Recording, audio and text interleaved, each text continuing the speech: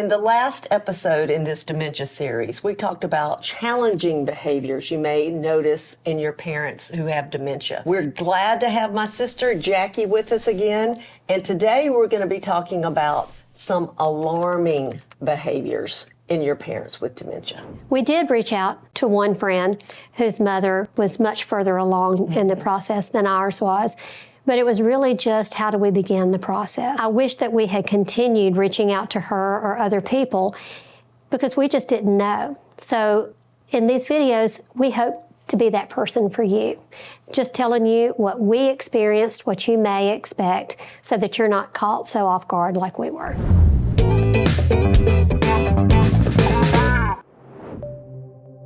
Now, it's just a given.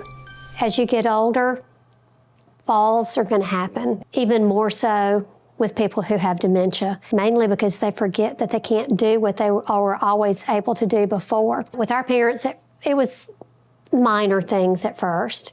And then as the disease progressed, so did their falls and the injuries that they suffered from those falls. Earlier on, our mother particularly was still very active. She would zip up and down the halls, she would walk, she had no problems with mobility at all. And then when we started noticing a little bit of problem with balance, we would hold out an arm to assist her. She wouldn't have any part of that. But we did notice she began holding on to the rails, even the walls sometime, or backs of chairs, furniture, as she moved around the room. And that's when we began to realize she was having some real balance issues. Mama just forgot. She couldn't walk. Mm-hmm. She had always been able to do it before, and she wouldn't remember until she got up and tried to do it, which of course resulted in yet another fall. Now, we did convince her to use a walker for a little while. And I kid you not, I got another phone call. And they said, Jackie, you got to come over here. When I got there, they said, your mama had her walker in her hands. It was not touching the ground, and she was running down the hall. So we realized then the walker sometimes can be even more of a detriment when they're not using it correctly. Several times, even when she had her walker, if she started going backwards, that walker is not designed to counter her weight. And so she would fall from a standing position flat out, no way of catching herself. She hit her head several times, split it wide open, so we made many ER visits. To the emergency room. After a bad fall, for a week or two, she would kind of regress into a very timid, frightened kind of demeanor, and gradually she had regained some of her strength and began trying to walk when she shouldn't and fall again, and it just became a vicious cycle. And not only were there head injuries and bruises all over her body, she would get skin tears. So bruises and skin tears just became a part of the norm. Eventually, the facility called us in, and they told us they just could not continue to care for her at the level that she needed. And they said it was time to move her to skilled nursing care. And that's what we did. It did not stop the falls. They just got more severe. She never went more than a week without some horrible bruise or some goose egg. After the last two falls she had, which were severe, she had to get stitches both times. Right, in the same place over her eye. Yeah. And the second time, I actually became a nurse. Oh, yeah. I had to help, and Mama was not in a good mood that night.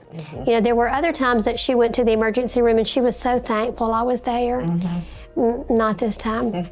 She wasn't having any of anybody, and the doctor asked me to help during the stitching up. And this was during COVID, so it was a miracle they let you back there. Yeah. So she had some injuries that were significant enough that we knew it was causing a significant amount of pain. Which leads to our next point, and that is her lack of complaining. Right.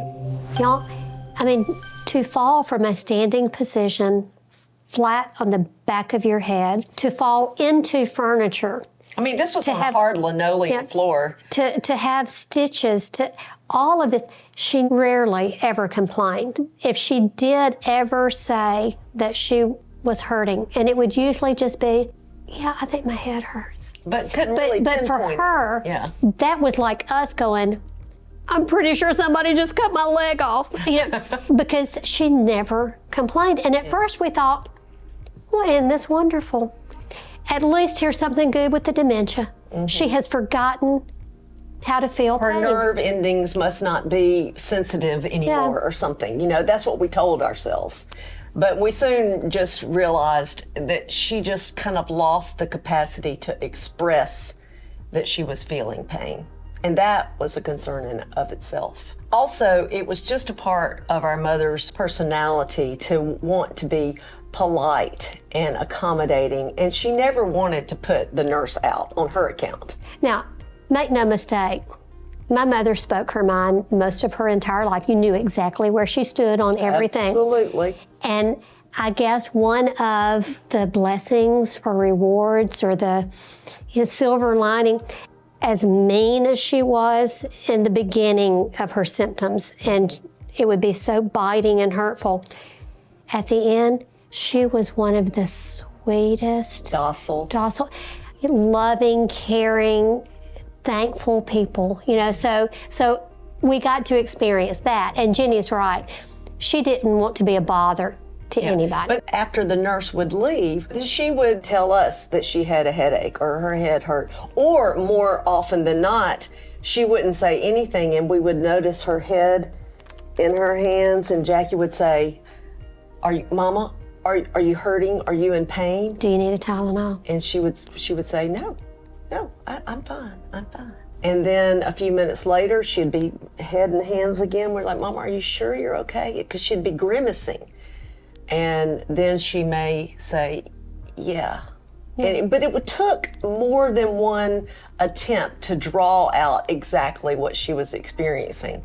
So we would let the staff know, and they told us, unless she requested a Tylenol, it was just the protocol. Go figure. Somebody with dementia. They could not give her even a Tylenol.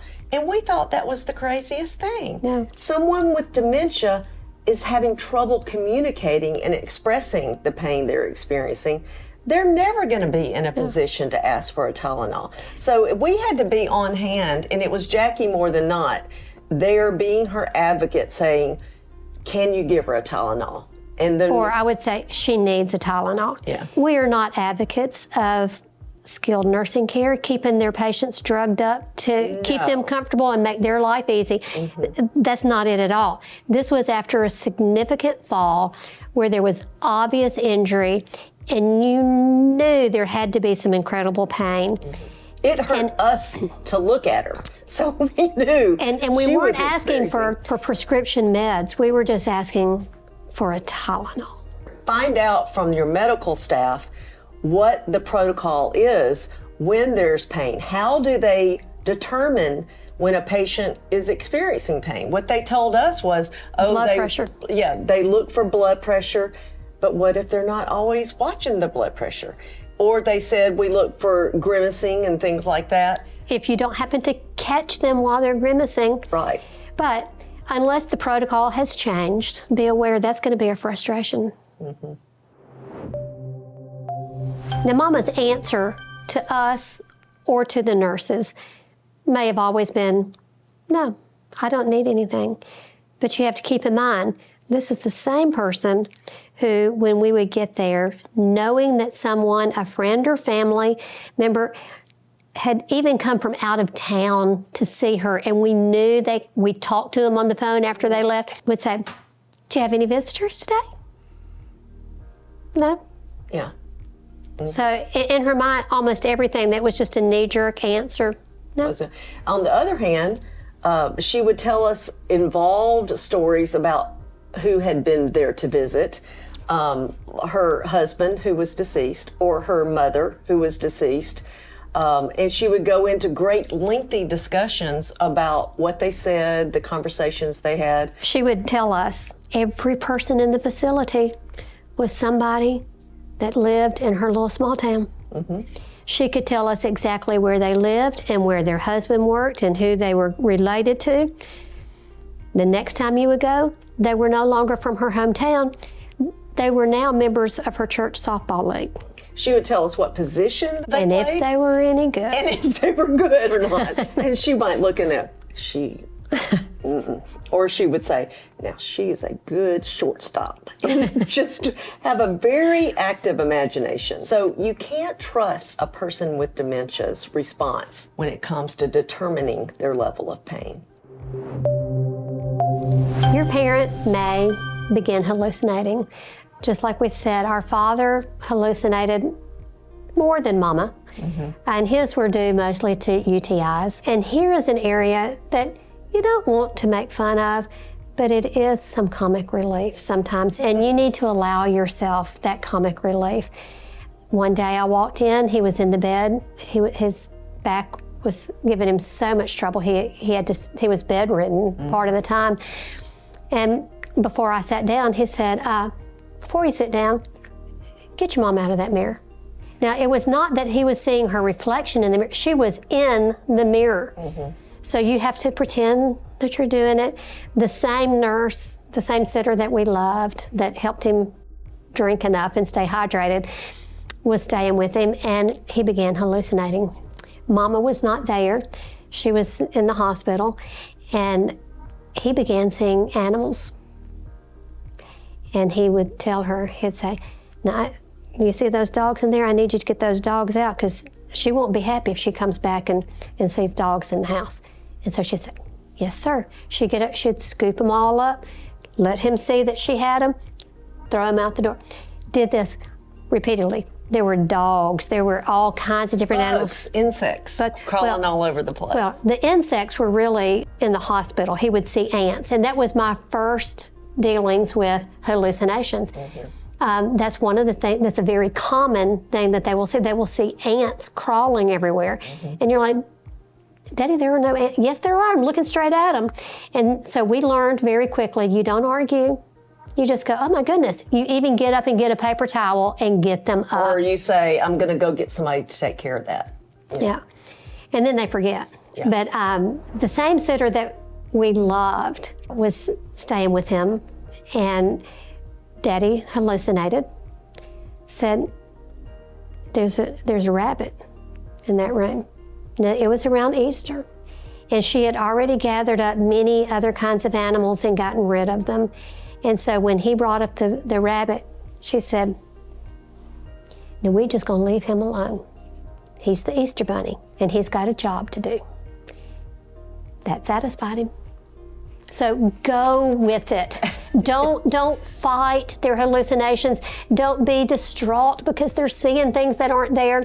Just go with it. It's so short-lived, and it's not harmful to them. And when my father was in the hospital, he also had hallucinations, and I think it was just because the dementia had progressed to a severe degree.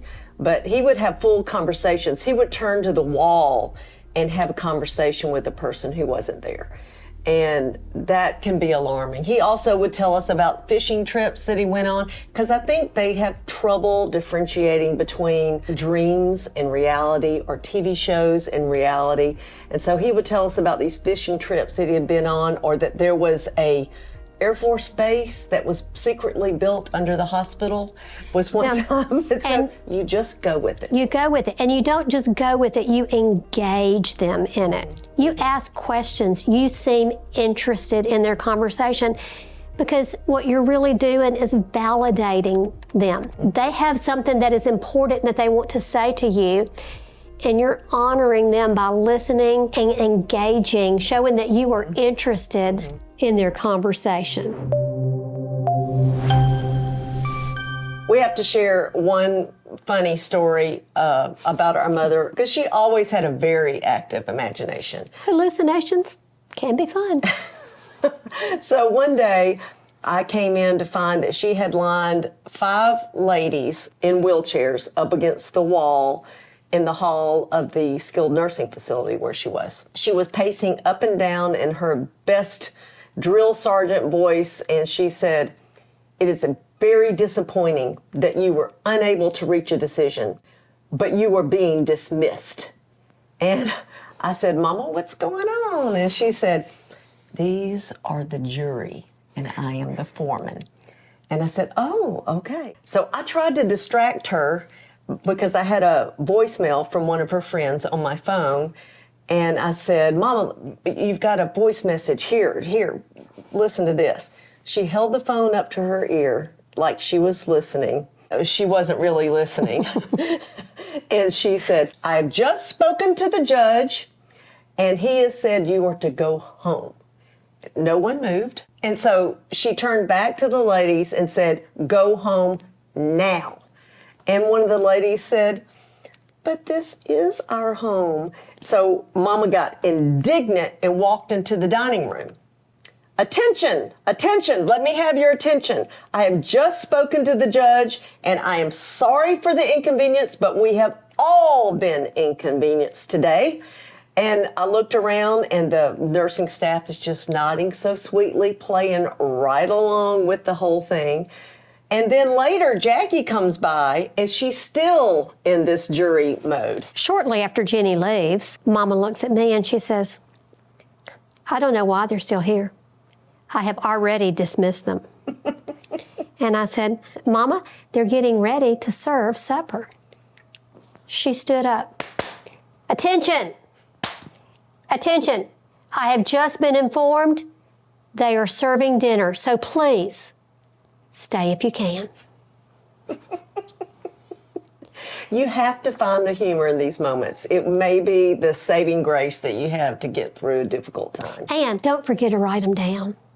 Yeah. You think you're going to remember. We wrote things down I daily. kept a journal every day. You think you're going to remember. And some things you need to document for medical reasons. Right. Others you need to document so you can see a pattern of how things are happening and progressing. And other times you just need it for the laugh. As the dementia progresses, you will notice a lack in communication, talkativeness from your parent. Ours were very different. Daddy thought he was talking. Couldn't understand a word he was saying. Sometimes it would just be mumbled gobbledygook. My heart was breaking when I would have to look at him and say, "I wish I could understand what you're trying to say to me." Because he was trying to tell us something. What a blessing that the day he died, he was clear as a bell. His voice was strong. You could understand every He said word exactly what was on his mind, what he wanted to say to everyone in the room before he died. Now, Mama, on the other hand, who was such a people person, she rarely, if ever, initiated a conversation with you. The closest she would come is when I would walk in and she would say, "Oh, Jackie, thank heavens you're here." Oh, yeah. Or, "Oh, Jackie, I'm glad you're here." But that was it. And so I carried on the conversation For both of you. the rest of the time. One of the things that she could do is parrot the last thing that was said. So if Jackie walked into the room and said, "Ooh, it's cold in here," a few minutes later, Mama may say, "It's cold in here." But it became clear to us she was just parroting the last thing she said. She would also forget who had told her. I went one time and I said, "Oh, Mama, let's put these clothes in the dirty clothes hamper." And then a couple of minutes later, she said, "Well, Jackie came by and put the clothes in the dirty clothes hamper." I just looked at her and said, "She did." Yeah. Now, what was heartbreaking with her is this gregarious, outgoing lady, always entertaining, to watch her struggle for a word. And more often than not, she would finally just go. She would just give up. That's hard, and that's why you need those funny moments. We weren't trying to be disrespectful at all. It's just necessary for your well-being to have that balance. According to WebMD, these types of alarming behaviors are usually a sign of a need they can't tell you about: pain, discomfort, loneliness. They may be frustrated because they're feeling patronized, or they may be disconcerted because they're in unfamiliar surroundings. One thing you're going to want to do is try to identify what triggers your parent, and that will be different for everybody. For Mama, it was loud noises, and it didn't even have to be really loud to us, but it was loud and distracting and irritating and disorienting, and she could not handle it, which is a challenge when you're living in a facility with a lot of other people and the staff is up at night Laughing and talking in the next room, or the TV is on. All kinds of noise all through the night. So that is something that you need to ask the care facility about. What is the noise level? What is the instruction to the staff about keeping it down at night? And we actually did another video on questions to ask the care facility. And I'll link that up right here, and you can check that one out. At best, it's hard to make sense of what's going on in your parents' brain. We just want you to know that you're not alone. We are here, and if you have any questions, again, we make no claim that we have medical backgrounds. We're just two daughters who've been through it. So if you have questions for us, daughter to daughter, child to child, we will be more than happy to answer it if you'll just put it in the comments below. And if you're getting value, please hit that like button and subscribe to our channel.